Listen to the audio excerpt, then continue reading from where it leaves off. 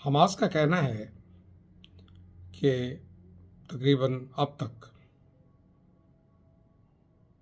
30,000 फ़लस्तीनी मारे जा चुके हैं। जबकि आपको याद होगा जब उन्होंने हमला किया था इजराइल पे तो उन्होंने 1500 के करीब इजराइली मारे थे और तकरीबन 500 के करीब यरगमाल बनाकर ले गए थे। यानी अगर ऑपरेशन निकालें तो इंतहाई अफसोसनाक सूरत हाल सामने ये आती है कि एक इजरायली के बदले कम से कम 100 फ़लस्तीनी मारे गए। इंतहाई अफसोसनाक सूरत हाल है। लेकिन उसके बाद हुआ ये है कि एक मुआहदा तय पा गया है। लगभग 1.5 माह की खूनरेज जंग के बाद इजरायली काबीना ने टेररिस्ट तंजीम जो उनके नज़दीक टेररिस्ट है हमास के साथ यरगमालियों की रिहाई के मुतालिक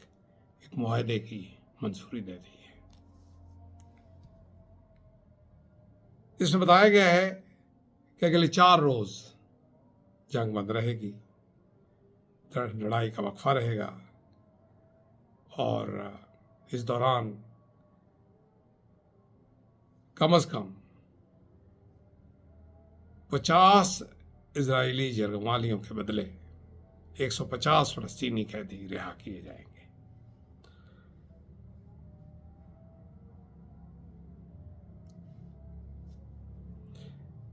इजराइल और हमास के दरमियान ये जो मुआहदा है ये कतर की सालसी से सामने आया है, लेकिन सब जानते हैं कि इसके पीछे अमेरिका की आशीर्वाद है। तो इस सिचुएशन को आप इस हवाले से देखिए कि अगर अमेरिका की आशीर्वाद ना होती तो ये कभी भी सूरत हाल एक हतमी शक्ल अख्तियार ना करती। कभी आपने इस तरह सोचा है कि 30,000 फ़लस्तीनी बकौल हमास के मारे जा चुके हैं, लेकिन क्या इस तरह हो सकता है कि हमास के अपने जो करता धरता है, जो उनके अपने जो लीडरान हैं, वो इस वक्त कतर में महफूज बैठे हैं, उन्हें कोई ख़तरा नहीं है, जबकि आम फ़लस्तीनी शहरी जो है वो दर बदर धक्के खाता फिर रहा है।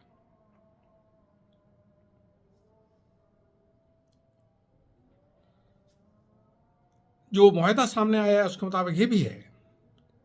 कि आइंदा भी 4 रोज़ के वक्फे के बाद हर 10 इजरायली रिहा करने पर जो यरगमाली उनके पास हैं लड़ाई में 1 रोज़ का वक्फा किया जाएगा। यानी कि इंसेंटिव है उनके लिए। लेकिन इससे ये भी साबित होता है कि इजरायली यरगमालियों के जो लवाहिकीन हैं यरूशलेम में, उनका कितना प्रेशर इजरायली गवर्नमेंट पे आया है कि उन्हें इस पे एग्री करना पड़ा है और अपने पे काबू पा के उन्होंने ये जंगबंदी की है।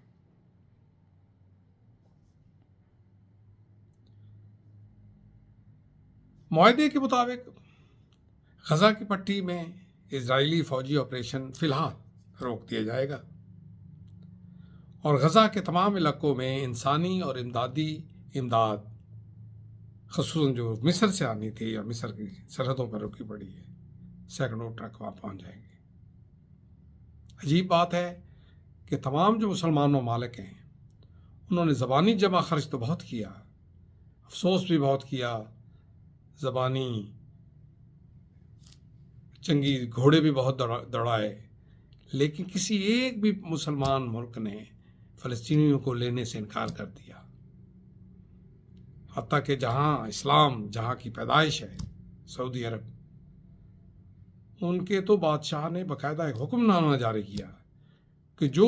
मक्का और मदीना में जहादी किस्म के नारे लगाएगा पकड़ो उसे और पकड़ के उसे सख्त सजा दो, उसे अंदर बंद कर दो और जब तक शरीयत की कोर्ट उसको रिहाई का हुक्म ना दे उसको बाहर नहीं आना चाहिए, क्योंकि जिहाद कोई इंडिविजुअल्स नहीं करते, कोई चंद ग्रुप मिल के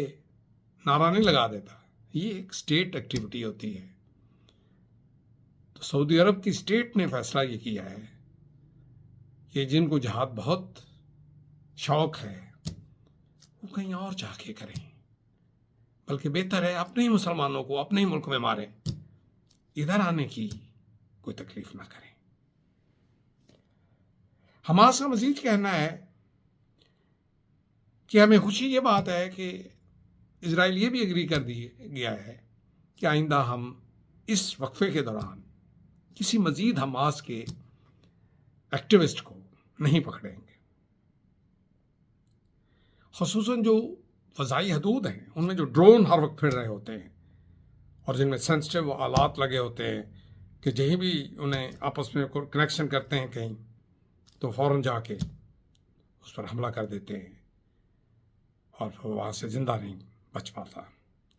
गज़ा की फ़ज़ाई हदूद जो हैं उनमें जो एरियल एक्टिविटी है इजरायली फ़ज़ाइया की वो बंद रहेगी और वक्ती तौर पे ये लगता है कि बड़े अरसे बाद बेचारे फ़लस्तीनी शायद सुख का सांस ले सकेंगे और वो अमन का कुछ सिचुएशन को फेस करेंगे।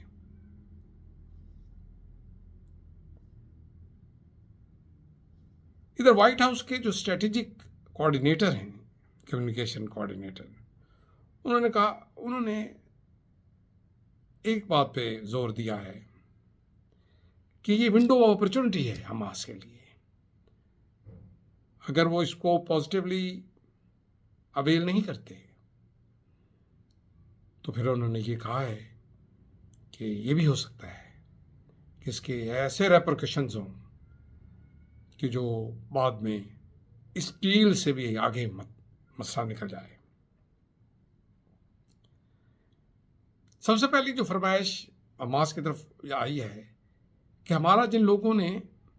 उन यरगमालियों को पकड़ा हुआ है उनके साथ कनेक्शन नहीं हो रहा, क्योंकि वहाँ इंटरनेट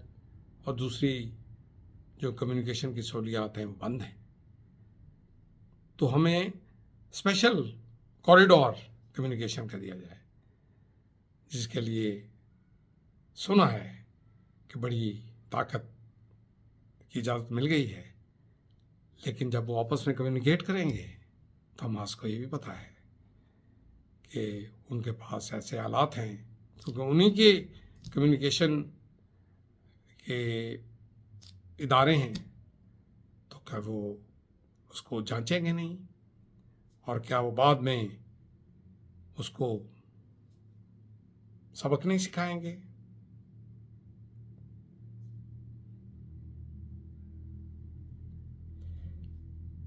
एक बात जो मैं आखिरी आपकी खिदमत में अर्ज़ करना चाहता हूँ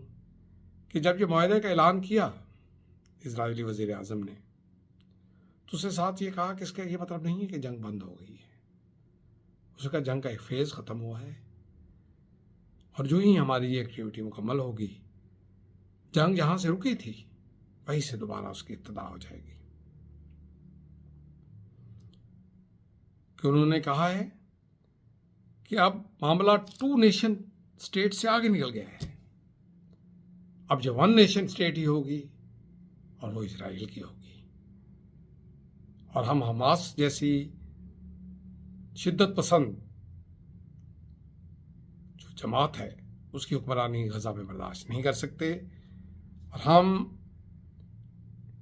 किसी तौर भी हमास के साथ पुरअमन तरीके से नहीं रह सकते। इसका वाहिद हल एक ही है, इजरायली गवर्नमेंट के मुताबिक, कि हमास अनकंडीशनल सरेंडर कर दें, जो कि वो नहीं करेंगे तो फिर क्या होगा? वही होगा जो डेथ कल्ट के मुताबिक होता है कि मौत हर तरफ राज करेगी। तो ये आरजी वक्फा है, चले आरजी वक्फे को ही गनीमत समझिए और देखिए कि दुनिया लम्हा ब लम्हा जो एक आर्मेगेडन और एक मलहमा की तरफ जा रही है, थोड़ी देर के लिए उसमें रुकावट आ गई,